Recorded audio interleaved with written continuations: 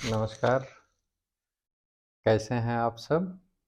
मैं आज आप लोगों के बीच भारतीय साक्ष्य अधिनियम 1872, इंडियन एविडेंस एक्ट 1872, जो हमारे कानून के विद्यार्थी हैं, जो कानून के जानने वाले होंगे और जो हमारे यहाँ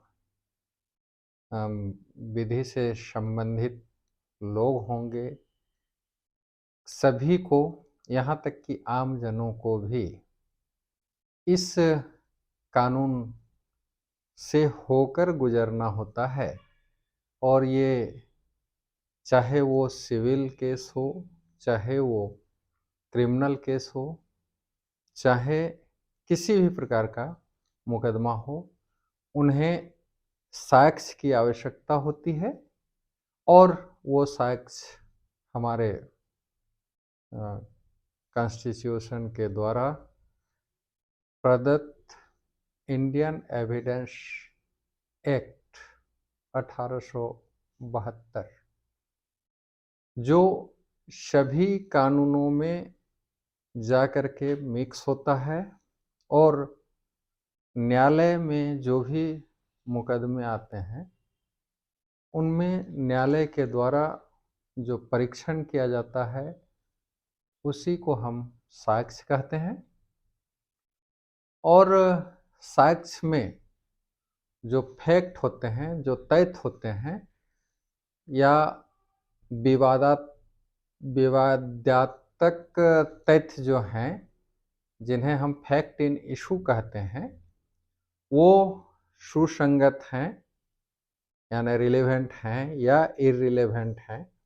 इररिलेवेंट हिंदी जानने उसका असंगत या विसंगत, हिंदी में लोग बहुत ज़्यादा कंफ्यूज करते हैं। और उसी तरह से इनकंसिस्टेंट, असंगत, और ये जो विसंगत, असंगत या रिलीवेंट यानी सुसंगत हैं, ये एविडेंस एक्ट का सेक्शन 11 जा कर के वो फिर से रिलीवेंट हो जाता है। तो कुल मिला जुला करके हम इंडियन एविडेंस का धारा 3 हमें बताता है कि साक्ष्य क्या है, साक्ष्य के परिभाषा। और पुनः हम जब जाते हैं सेक्शन 4 में, तो सेक्शन 4 में जो है सो उसी साक्ष्य का मैं प्रिज्यूम माने उपधारणा कर सकेगा, सेल प्रिज्यूम यानी उपधारणा करेगा, और जो है सो कंक्लूसिव प्रूफ, ये सब जो हैं एविडेंस एक्ट में है। अब हम बात कर लेते हैं कि साक्ष्य कितने प्रकार के होते हैं। तो ऐसा इंडियन एविडेंस एक्ट में कोई क्रमवार नहीं दिया गया है, परंतु लोगों की जानकारी के लिए, कानून के जानने वालों के लिए यह है कि साक्ष्य जो है मौखिक और दस्तावेजी हो सकता है, और जिसमें बहुत सारी बातें मौखिक जो होती हैं वो आई विटनेस होते हैं, जिनको हम डायरेक्ट एविडेंस कह सकते हैं, जो आंखों देखी घटना को जो होते हैं, और ये बहुत ही मजबूत साक्ष्य माना जाता है। उसी में बात आती है सर्कमस्टांशियल एविडेंस, यानी परिस्थिति जन्य साक्ष्य। अगर किसी को कोई घटना करते नहीं देखा है और कड़ी जुड़ता है कि कोई व्यक्ति किसी गांव का है, उसका मर्डर होता है और उसी दिन से कोई व्यक्ति उस गांव से बाहर रहता है, तो ये माना जाता है कि वो शायद वो मर्डर करके वो बाहर है। तो कहीं ना कहीं कड़ी जो जुड़ता है, उस कड़ी के हिसाब से परिस्थितिजन्य साक्ष्य, और जब कड़ी जुड़ जाता है तो वो भी एक मजबूत साक्ष्य माना जाता है। और उसी में हम देखते हैं कि आज के समय में दस्तावेजी साक्ष्य होते हैं और दस्तावेजी साक्ष्य हम ऐसे कह सकते हैं, कोई डीड, कोई कागज, कोई खतियान, इस तरह से कोई भी जो प्रूफ वाला पेपर होता है वो दस्तावेजी साक्ष्य कहलाता है। और दस्तावेजी साक्ष्य को हम एविडेंस एक्ट का 61 सेक्शन 61 में डिफाइन किया गया है। और दस्तावेजी साक्ष्य दो प्रकार का हो सकता है, एक प्राइमरी एविडेंस और दूसरा है सेकेंडरी एविडेंस। तो प्राइमरी एविडेंस को सेक्शन 62 में और सेकेंडरी एविडेंस को सेक्शन 63 में जो है सो डिफाइन किया गया है।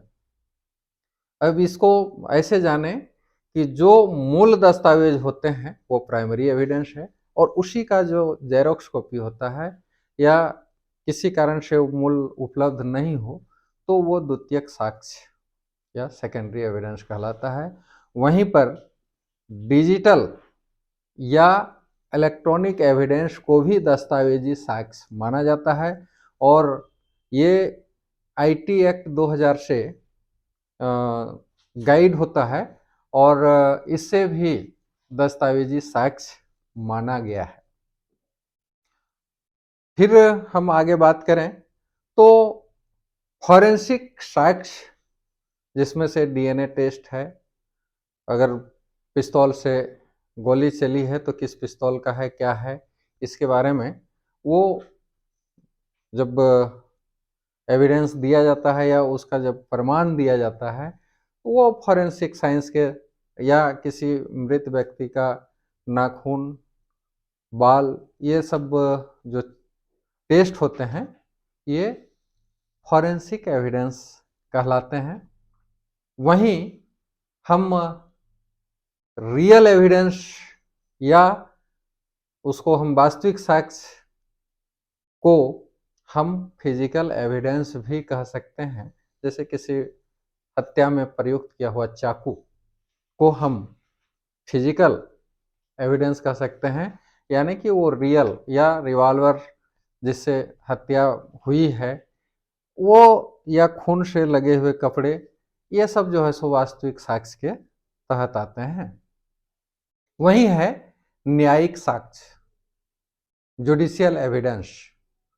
ये section 43 of Indian evidence act कहता है कि कोर्ट के जो कागजात होते हैं, जो डिसीजंस होते हैं, जो और पेपर्स होते हैं, वो न्यायिक साक्ष्य कहलाते हैं।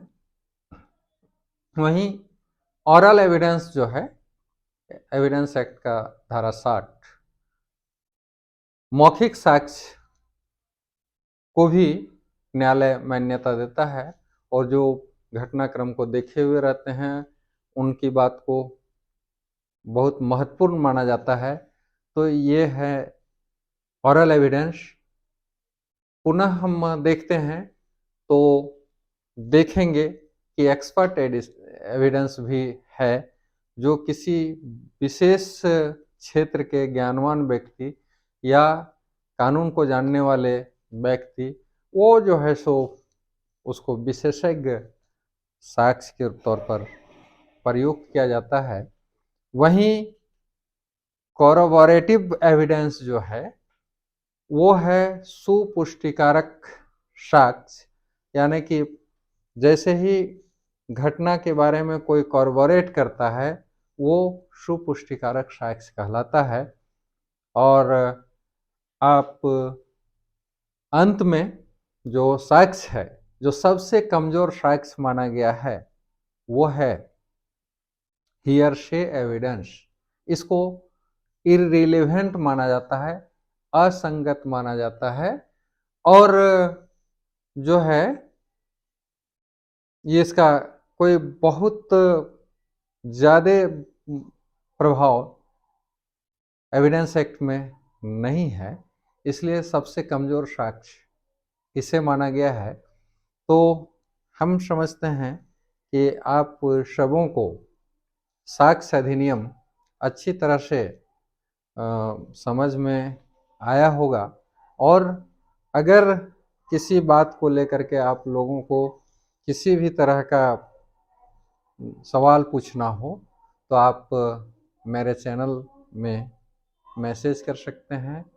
और इसी तरह का अन्य वीडियो पाने के लिए आप मेरे वीडियो को सब्सक्राइब करें, लाइक करें, शेयर करें।